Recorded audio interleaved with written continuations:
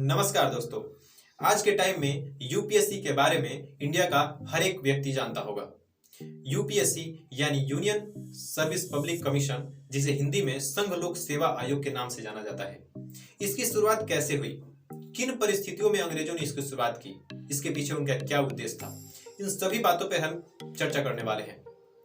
Video शुरू करने से पहले अगर आप हमारे चैनल को सब्सक्राइब नहीं किए हैं तो चैनल को सब्सक्राइब कर दीजिए और बेल आइकन प्रेस करना बिल्कुल ना भूलें, क्योंकि जब भी हम नए वीडियो डालें तो सबसे पहले आपके पास पहुंचे। तो चलिए वीडियो शुरू करते हैं।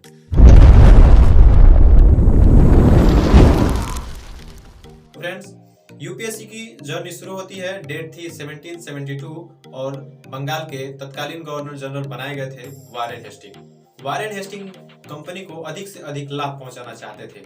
इसके लिए उनको कर वसूलने के लिए एक पदाधिकारी की आवश्यकता थी। वारेन हेस्टिंग ने प्रत्येक जिले में एक डिस्ट्रिक्ट कलेक्टर को नियुक्त किया और यहीं से सिविल सर्विस की पृष्ठभूमि तैयार होती है। सन 1786 में इंडिया में लॉर्ड कॉर्नवालिस को गवर्नर जनरल बनाकर भेजा जाता है। इसके पहले लॉर्ड कॉर्नवालिस अमेरिका में अपनी सेवाएं दे चुके थे, परंतु वहां पे वे असफल रहे थे, क्योंकि लॉर्ड कॉर्नवालिस के शासनकाल में ही अमेरिका में स्वतंत्रता आंदोलन शुरू हो गई थी।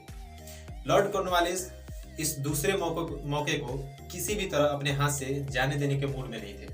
उन्होंने भारत में अपने प्रशासन को मजबूत बनाने के लिए डिस्ट्रिक्ट कलेक्टर पद को जिले की सभी शक्तियां प्रदान की और ये नियम भी बनाया कि प्रत्येक जिले में कलेक्टर की नियुक्ति यानी अपॉइंटमेंट किया जाएगा और ये जो नियुक्ति होगी वो बीओडी यानी बोर्ड ऑफ डायरेक्टर के द्वारा की जाएगी। सन 1800 में लॉर्ड वेलेस्ली के द्वारा सिविल सेवकों की ट्रेनिंग के लिए कलकत्ता में फोर्ट विलियम कॉलेज की स्थापना की जाती है, परंतु सिर्फ 2 साल बाद ही यानी 1802 में सिविल सेवकों के ट्रेनिंग को लंदन के हेल्बरी कॉलेज में ट्रांसफर कर दिया जाता है। सन 1833 में ब्रिटिश सरकार के द्वारा एक चार्टर लाया जाता है और उस चार्टर में कहा जाता है कि सर्विसेज की भर्ती में बिना भेदभाव किए बिना यानी भारतीयों की भी नियुक्ति की जानी चाहिए, परंतु बोर्ड ऑफ डायरेक्टर इस चार्टर को मना कर देते हैं। इसके कुछ दशक बाद ही यानी 1853 में ब्रिटिश सरकार के द्वारा एक और चार्टर लाया जाता है। इस चार्टर में ये प्रावधान किया जाता है कि अब से ब्रिटिश जो सिविल सर्विसेज होंगे उनके लिए उनकी नियुक्ति के लिए प्रतियोगी परीक्षाओं का आयोजन किया जाएगा। वर्ष 1854 में मैकले समिति अपना रिपोर्ट ब्रिटिश संसद में पेश करती है और साथ ही 1854 में ही लंदन में ही सिविल सर्विस आयोग की स्थापना की जाती है।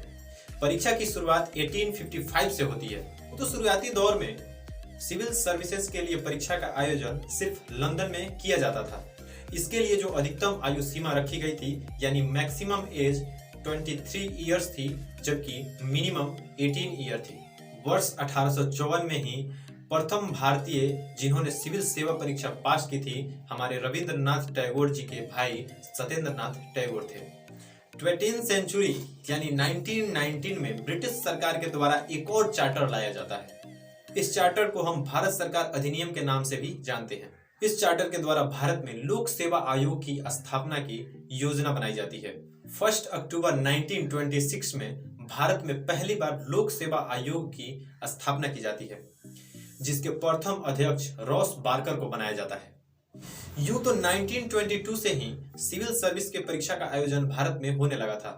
भारत में इस परीक्षा का आयोजन सबसे पहले इलाहाबाद में की गई थी और इसके बाद फेडरल लोक सेवा आयोग की स्थापना के साथ ही यह परीक्षा दिल्ली में भी आयोजित की जाने लगी। इसके बाद देश में स्वतंत्रता आंदोलन काफी तेज हो जाती है। अंग्रेजों को देश छोड़ के जाना पड़ता है। 15 अगस्त 1947 को हमारा देश आजाद होता है। इसके बाद संविधान लिखा जाता है। 26 जनवरी 1950 को संविधान अपना लिया जाता है। संविधान अपनाने के साथ ही संविधान के अनुच्छेद 378 में खंड 1 में फेडरल लोक सेवा आयोग को संघ लोक सेवा आयोग के रूप में बदल दिया जाता है। फेडरल लोक सेवा आयोग के सदस्य संघ लोक सेवा आयोग के सदस्य हो जाते हैं और फेडरल लोक सेवा आयोग के अध्यक्ष संघ लोक सेवा आयोग के अध्यक्ष बन जाते हैं, जो कि आज तक चली आ रही है। तो ये थी यूपीएससी की जर्नी जो कि अभी तक चली आ रही है। हमारी ये जानकारी आपको कैसी लगी आप कमेंट करके बताइए, अपने विचार हमें भेजिए। अगर आप और भी जानकारी इस तरह की चाहते हैं तो हमारे चैनल को सब्सक्राइब कीजिए और हमें बताइए कि आप किस टॉपिक पे जानकारी चाहते हैं। हम उस टॉपिक पे वीडियो जरूर बनाएंगे। मिलते हैं फिर किसी नेक्स्ट वीडियो में किसी नेक्स्ट टॉपिक के साथ। तब तक के लिए जय हिंद।